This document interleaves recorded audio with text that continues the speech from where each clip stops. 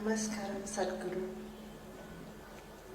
I've read many of your books and I've learned a lot. I've also been touched deeply by Kriyas and Hatha Yoga. I was wondering, why is it that you don't teach Kriyas and Hatha Yoga through books? Wouldn't that reach more people? Thank you.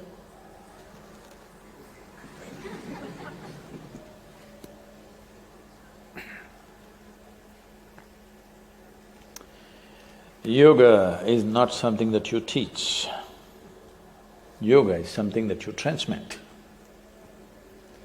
A book cannot do transmission. A book can give you information and inspiration. So we are writing books to inspire people to take to yoga, not to instruct people into yoga or transmit yoga through the book. Well, as there are many forms of yoga, there is also one form of yoga called book yoga. That is, people want to learn yoga through books. Well, if you don't have any trouble in your life, even if the virus did not show interest in you, you must pick up a yoga book and try to practice yoga with a book.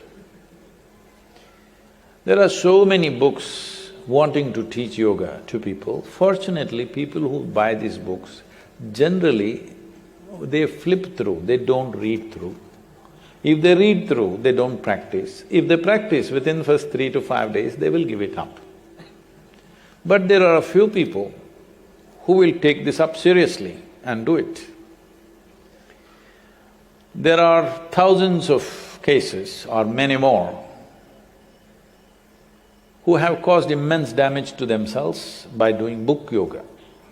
Because when you do yoga through the book, you won't start with the basics. Whatever is they are saying is the highest practice, that's where you start, because of course you're eligible, because you can read. Well, I forget which year. Huh? 86? So some of them might have been cases.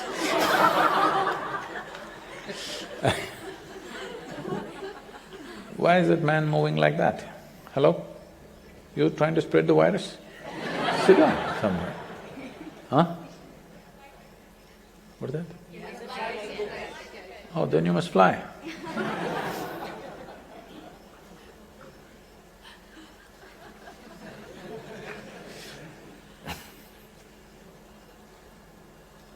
I thought you were trying to do relay, virus relay.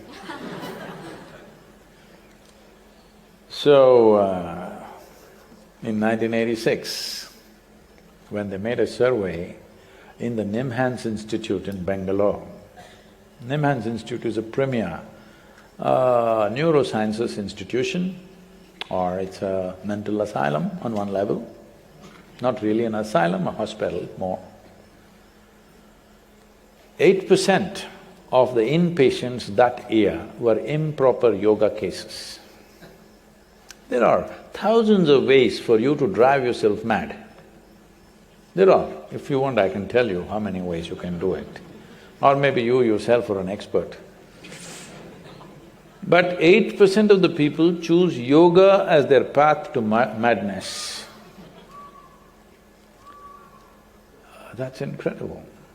What should be an ultimate solution to your life becomes the pathway to madness.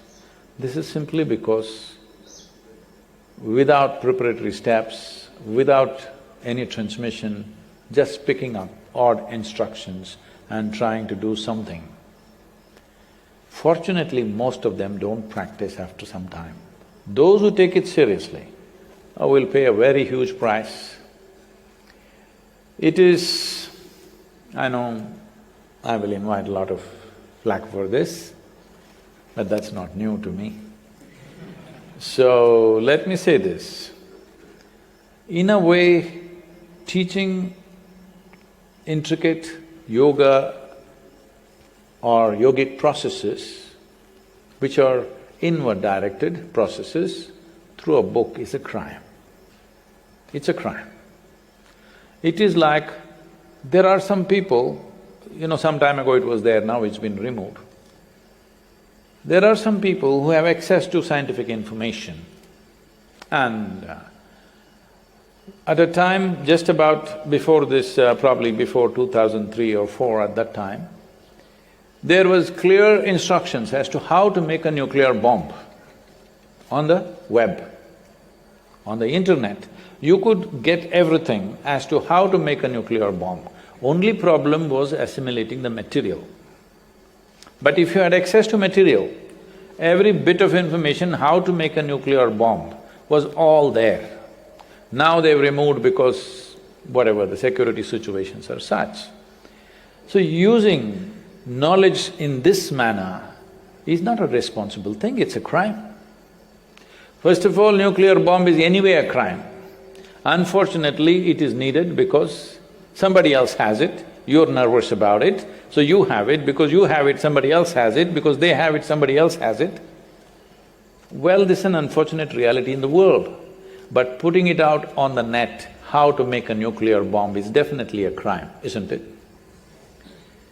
In a way, yoga is much more than nuclear science when it comes to you as an individual person, because this can make something else happen within you. It can transform a human being into another possibility. If it's mishandled, it can also destroy a human being. So, when it comes to transmission, it's made in such a way, even if thousands of people are in the same hall, not everybody will receive the same thing. You can check the experiences of people, not everybody will receive the same thing, even if all of them are sitting in the same session, because that is how it is transmitted.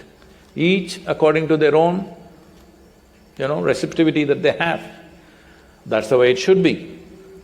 So that is the nature of transmission, subjective transmission. But putting all that in a book and thinking it's going to work, no, this book is definitely written by somebody who has no experience of any kind, because they've read something somewhere and they put it here. Anybody who has experienced the potency of what it is will never do that ever. So please, don't do book yoga, but please buy the death book. Because this is the first time I'm advertising for a book, because all the other books had a choice whether you can read it or not read it. This one, this is for all those who shall die. We will leave the immortal ones, the rest must read. Please put out lots of books out in the ashram so that people can pick it up and read.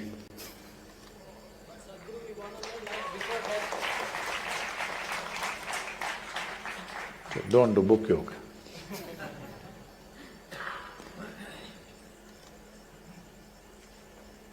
What you call as life is packed between two dimensions called birth and death. If you do not hold the two ends of life properly, life will spill out of your hands, it won't be in your hands. This is why death. Birth happened without your permission.